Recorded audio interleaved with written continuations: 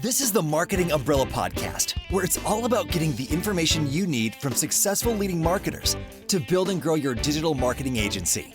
Brought to you by Itamar Shafir, founder and CEO of Umbrella, the technology platform and brand that is powering thousands of marketing agencies around the country. Find him at umbrellaus.com. Now, here's your host, Kevin Prewett.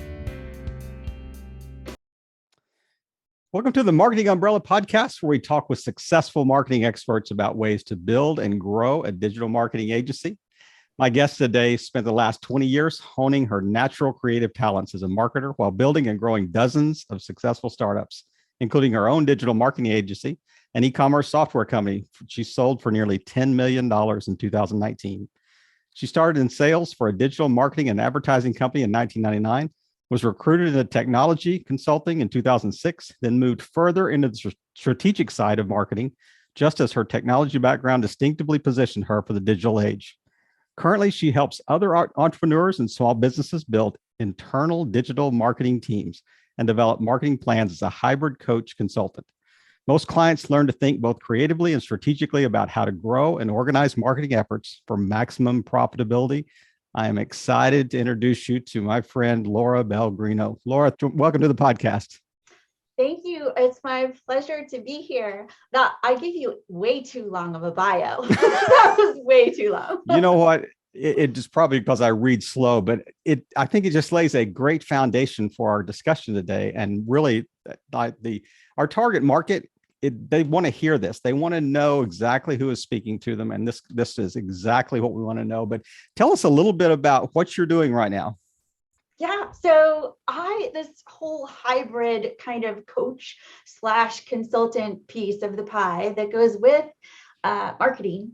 So when I work with customers, they always tell me that what you do is so much more than marketing, but it's not quite right. So I'm really a business analyst, a marketing analyst, and a business kind of growth person, right? Like your sidekick or your helper or your interim leader for your team, or maybe you don't have a team and you want to build a team. So even though so I'm focused on marketing, it really is so much more than that. It's on the business side, it's operational. Marketing kind of touches all of the different aspects of your company today. And really, if it's not doing it, if it's not hitting technology, if it's not hitting operations, if it's not hitting finance, if it's not hitting customer service, if it's not hitting all of those, sales and all those things, then you're definitely missing a huge opportunity. And those companies that do have that marketing kind of leadership in all those areas with really solid integration are the ones that will win.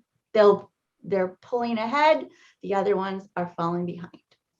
And so, your background you started your own agency. So, it's that was a few years ago, but you've been through this space that a lot of our listeners are currently, operating in. So how did that lead you to Web Scout? And how did that prepare you to provide the services that Web Scout provides? So my digital agency, so I've kept the same name. It was initially called Web Scout when it was really just digital marketing, mostly focused on search engine marketing, website marketing, and social media marketing at the time. And this was like 2010, I believe. So when I started the e-commerce software company in 2012, really it was 2013 that I kind of had to leave the agency to focus on the software company and make that grow and turn it into something. So the agency I grew it to this point, trained in, all of the people to take over what I was doing, 3 people to take over what I was doing. And it just stayed flat for the whole time I wasn't in it. So I had referrals come in and hear projects here and there that my team took care of pretty well, but it wasn't the way that I would have run it. So after that is when I really transitioned out of the whole campaign doing, right, executing, doing project management, all of that into just the pure consultancy side, where I'm doing the strategic planning, the creative ideas for what to do, right, the prioritization of it, helping someone to hire a team, but not managing the team and just doing like the measurement and back end of, okay, what's next? Like the thinking, taking the thinking out of marketing, well, or the thinking off of the CEO or the business owner who doesn't have a marketing leader on their staff, right? Taking that thinking out of it for them and just giving them, here's how to execute. Go do. And that's, I mean, are these primarily like smaller companies that you're dealing with that where you have people that are wearing multiple hats and you're trying to say, okay, how do we kind of coordinate this into, it's not like, offloading or offshore, marketing for a company. It's more like, how do we integrate that in their current processes and make them better? Sometimes. So the majority of companies that I work with are small businesses. Sometimes they're startups, right? Startups are a heart. They're a part of my heart. So are small businesses. Yeah, but there's no money in startups. I've learned that we're 250. Well, they need to be well funded. They need to be well funded. So many startups I work with do have investors or investment. Mm-hmm. Sometimes I even take on that role as an equity owner, and I become like their interim sales or marketing leadership to help them get started and off the ground and build their own team. And that team could be remote, like offshore, right. Which it has been in the past. And I have done that. I've done that 2-3 cycles now. But it is a different beast than working with a real team in-house, well, relatively remote now, but in the United States. Right. People. So right.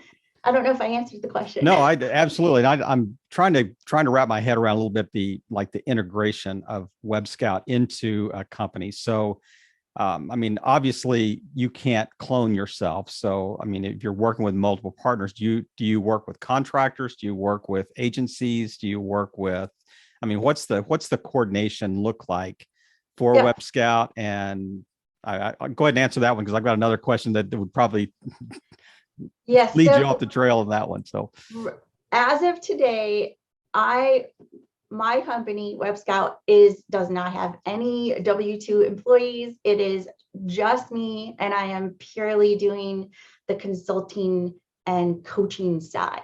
So any implementation, really, even if I've brought them on, I've hired them, I've trained them, the dollars are going directly from the client to the resource. So I am not taking a cut of that, or they don't get absorbed under Web Scout as doing, right? I am still the consultant. So I still stay very third party. Sure. Yeah, that makes sense. Third party, big picture view, and really almost as an auditor, like, here's how you can get better. Here's how, here's what you have to do next.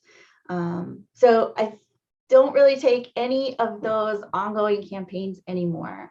I work with people almost like do you know like what a life coach is? Mm-hmm, sure. Yeah, like a business coach. So I'm like a business coach, but fully blown on the growth side. So marketing, sales, those are my, areas.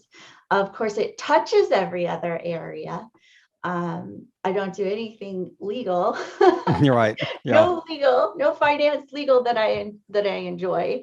But marketing does touch all those aspects. I mean, that's what they say. Sales is everything. It's kind of the whole idea behind that. So it's less of the idea of maybe a fractional CMO, and it's more like you're coming alongside and kind of walking through the process. But how would that, or does it integrate at all, or how can you kind of be absorbed into the digital marketing space or the marketing agency space? How would a marketing agency utilize the resources of Web Scout? Could it be a white label service? Could it be a white label agreement type thing? Or how does that fit together? Yeah, so that's actually a really good question, because I do work with, strangely, I didn't know this would happen, but advertising agencies are clients of mine. And usually when they come to me, they have struggled with hiring, right? Because they might not have that specific skill set. And, if they need to be doing social ads and paid ads and search ad, if they need to be doing this or that, how do I hire them? So like right there with getting the team the right resources who have the right skill set, that's very hard if you've never done it. If you haven't managed it, if you haven't measured it, you don't know what questions to ask, and everything sounds great, right? I mean, whatever they say just sounds amazing to you, and you have no idea how to vet them. So agencies I've done two within the last few years. One where we built a team from 3 junior people into a team of 9, a full-blown digital marketing team, including website development, which they had been outsourcing even as a 55-person agency for the whole time. So now they've got that in-house, they've got control, they've got speed, and they've got better dollars, right? Better return, better profitability. And this was like a 4-month project. So, but this was like full time for me, 4 months, went in, hired the people, and then had to build the processes, the integrating into all the other departments, communications, really working with all the leaders on the leadership team to really train them as well as the team. And so getting everything working together was probably the most fun, but also the hardest part of it. And then another a small agency, kind of just starting out, they didn't, they also didn't know how to hire very well. And they couldn't tell what their current resources were doing well or not doing well. So we did kind of a SWOT on all of their people and found the gaps. Here's who you need. Here's, do you need this person part-time? Do you need this person full-time? So the specs around what kind of person we need, how much to pay them, blah, blah, blah, get them on. And then they had no processes either in place because it was a brand new company. So they had only been around like 9 months or so. They had 12 people on the technical side of things, but nobody on in the marketing non-technical, I guess, like copywriting and copywriting, social, some of those, and design, all those.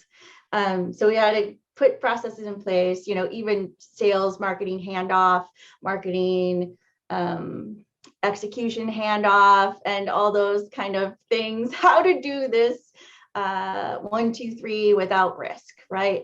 Or very little risk, minimizing cost, all those things. I've been babbling. Go on. No, it's interesting, just the different use cases. I mean, that you've kind of identified even as you're answering questions. I mean, things are coming to mind that you've thought about, that you say, why I hadn't thought about that one in a while. That was a client that we worked with. But is it that it's more than just hiring people? So what are some other ways that you've helped agencies or small businesses kind of in the marketing space that just say, okay, here's some of the processes you've got to think through? And it was really interesting how you use the SWOT analysis. I mean, we always hear it on SWOT analysis on the business, but you actually were thinking about, are you using it on the personnel that you've got and the applicants for the job type thing? So that was interesting way to use that kind of in bi-directionally. But so what are some other use cases that you you've known or you've seen outside of just helping people hire well? Yeah, so for agencies specifically, and this was I see this all the time. So their clients are struggling to integrate digital marketing into their own companies, Right. And they hire this agency, and the agency is almost faking it that they have things integrated. They really don't either. So that has been a really interesting phenomenon. It's very hard to do, but that's something that I've been able to do really well. And I'm really proud of that fact and that piece of the pie, because there's tools, but the tools don't matter if the people and process don't come first, right? So there's What a tools great to help point. with Yeah. integration, but it's the process of integration Right. and working together and knowing what this hand is doing at what time. And if you're not effectively doing, if you're doing paid ads, if they're not supporting social, if they're not supporting the content you put out, if it all doesn't fit together, supporting each other simultaneously, knowing what one is doing at any given time and supporting it with their aspect of marketing, then you're inefficient. You're missing out. So a lot of agencies don't have that put together. And I've learned a lot of consultancy. So I also work with like traditional consultancies who do business management, operational, production, manufacturing, all the traditional kind of business analyst stuff. They are finding that marketing is a critical component of everything else that happens. And so many of those traditional consultancies are incorporating or trying to incorporate their own marketing agency within the consultancy. And so I've helped with a few of those too. And boy, that's a fun one because it's a very big ship to move, right? A lot of moving parts, a lot of this is the way we've done this, and this is how this works, and a little pushback, and but they know they need it. They know it's critical because each client they talk to, it comes up, and it's and they just don't know how to get there from now on.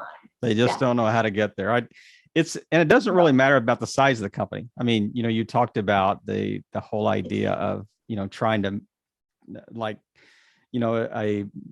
a marketing agency is going in and trying to provide a service for a company that doesn't have their stuff together, and you're saying, well, sometimes the agency doesn't even have their stuff together. But so let's go down another layer. Let's say that they're trying to white label, services behind them. I mean, how does an agency look bigger than it is, but yet still deliver, I guess? That seems like such a balance, or such a difficult balance that you don't want to seem like a one-person shop, working in your back bedroom. I mean, you want to seem like, we have it together, but yet it may just be, maybe small to start out, and they're called upon to provide services in many different channels.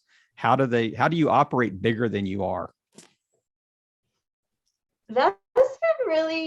That's an interesting concept and a good question. Almost impossible to pull off. I think the question that I would ask myself is almost, would I want to? Do I want to appear bigger than I am? Is that required for me to work with this company or that company? Let's say, I really am just a one-person shop, and I sometimes, I outsource or I white label some, let's say I white label the pay-per-click stuff. Mm-hmm. And I really don't know how to do that because it's not in my everyday.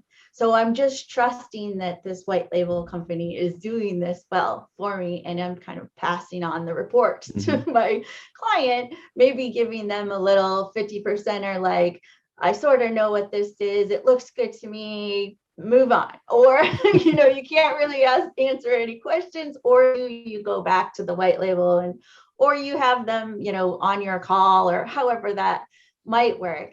I don't know that you want to look bigger. That's like my biggest kind of, I don't know. So I have this authenticity like issue, right? Problem. No, that's that not really what I was headed toward. It was more like how do you deliver a breadth of services that companies might need without, so I've got to go out and find 5 Lauras because this Laura only can do SEO, or this Laura can only do my website, or this Laura can only do my whatever it is. I mean, how do you, I guess, broaden your offerings in a credible way? I'm not trying to say, I'm going to rent that I hate to use the Ty Lopez, thing where I'm renting, a Lamborghini to make it look like I'm making millions type thing. But the whole idea of how do you, I guess, broaden your breadth, and offerings. A little bit at a time is probably how I would start. And partnering, like your first thing to do, your first add-on, don't take on too much at one time, because you're going to drown and you won't be proud of what you've done for them. It could affect your reputation as well if you can't deliver. So a little bit at a time. So testing, right?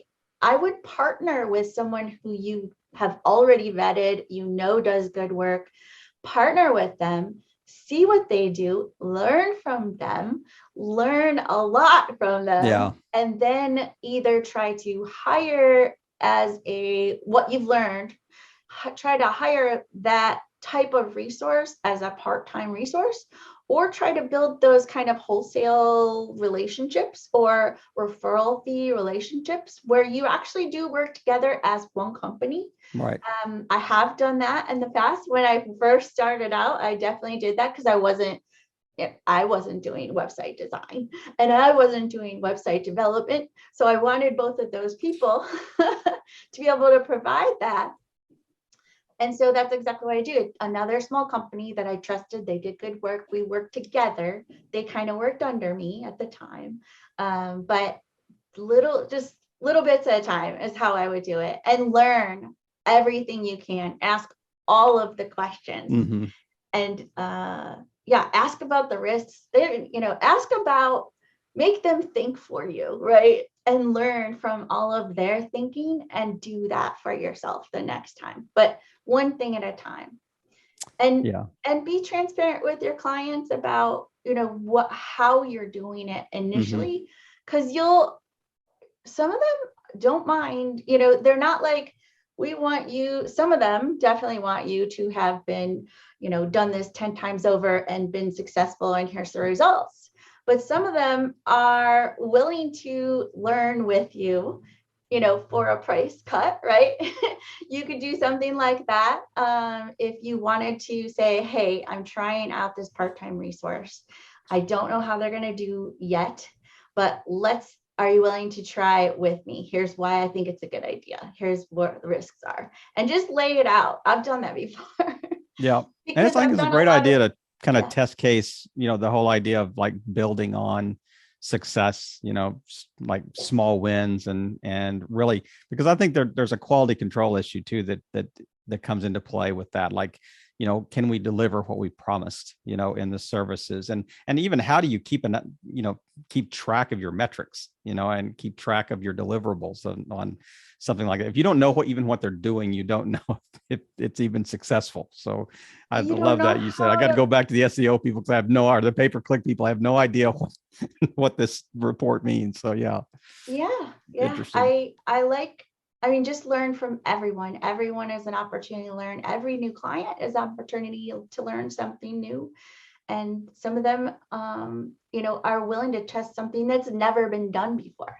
That's definitely the greatest and most exciting piece of the pie for me is when I do get I just call them R&D projects, where I do give them a discount what they wouldn't normally pay for this because I want to learn it or I'm curious about it just for my own R&D and for the nature of digital marketing has new things that have never been done before. So every day. I mean, what a quantumly changing, environment that agencies have to deal with. And just, I mean, as the web changes, as we get into Web3, and it's just amazing the things you would have to keep up with and be, you'd never be an expert in everything. So you have to utilize, extended resources and certainly learn. I love that, it's almost like treating every project as an R&D project. Life itself is everything in life is an R&D project, and as a lifetime learner.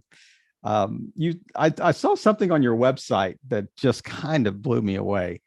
You said that we have a goal at WebScout of giving away 90% of our services for free. Yes. I wrote after that, why and how? Okay. So I'm nowhere near that. Just so you know, nowhere. But you said we have a goal. That's right. It's one of those visionary, aspirational that I do believe is possible. I absolutely believe it's possible. When I get to the point where I can have other people putting in place the processes that I've already put in place for people that have already, when this gets done kind of truly it could be a franchise kind of situation, but that is the only way that I will be able to scale what I do today is by training other people and giving them all the tools that they need, all of the backup that they need. When there's a sticky issue, I need to be available, or the information from me needs to be available like that in an easy way to disseminate, right? So that is the only way I will be able to do it. And I am nowhere near that. So I apologize, but I do think that this world that we live in right now, right? I think information should be free. I don't think people should pay for information unless, it goes along with some, 20 years experience or whatever, if they're paying for it. I do think new ideas should be paid for. I do think planning and strategic thought should be paid for, but just information that's already out there, I don't want people to pay for that. Yeah, the democratization of information, but yet value. There's value in innovation. There's value in know-how and effort and that type of thing. You did, no need to apologize. I mean, you listed that as a goal. I thought, I was impressed with the aspiration, of that goal. And I was curious about, what was the thought process behind that? But I mean, it did lead me to another question. I mean, how, what's your plan for, the brain dump, that has got to happen out of Laura's head into, these other people. And I know that, there are kind of entry points on the site for you of new consultants or new coaches or whoever that are coming in to kind of work in this process. So what's the plan to multiply yourself? Yes. So it really is a franchise solution, almost, or a licensing kind of solution. And unfortunately, I'll still have to be involved, right? Because I see it as a 3 to 5 year kind of build for me. But it has to be by invitation only from someone who has already worked with you, who already knows, they kind of have to have a certain level. It's getting better as far as people like me, how many there are out there, it's getting better because this whole new generation has grown up with this technology, and they're studying it, they're doing it, they're testing it, they've been in it for their whole life. So there are more people with this kind of background who just want to be strategic. They want to be kind of help other businesses, and they want to kind of be on the coaching side or consulting side. I think there's plenty of people who want that. It's finding the ones who can really do it and then supporting them. And the support for them is going to be a big library of information and easily digestible content. So you've got to be a lifetime learner too. And they really have to. So yes, they absolutely have to be, but they also have to have some experience, some real experience, because someone who calls himself a consultant needs to understand what the risks are. Right. When you're going to do something, what's the best thing to do for me now? What am I prioritizing right now? What are the risks if I do it, if I don't do it, if I try this way, if I try this way? So that has to be known. And that really just comes with experience. So a lot of that will have to be dug into in a very organized way, which I have not put together yet. I have all these spreadsheets with, it's just a mess. But I mean, other people wouldn't say it's a mess. It's a mess to me because it's not automated yet. Right. So it's all in spreadsheets to go find. It's all there. I'm like relentless about documentation. I really am, because I know I can use that later. But when it gets automated, I'll be pretty happy.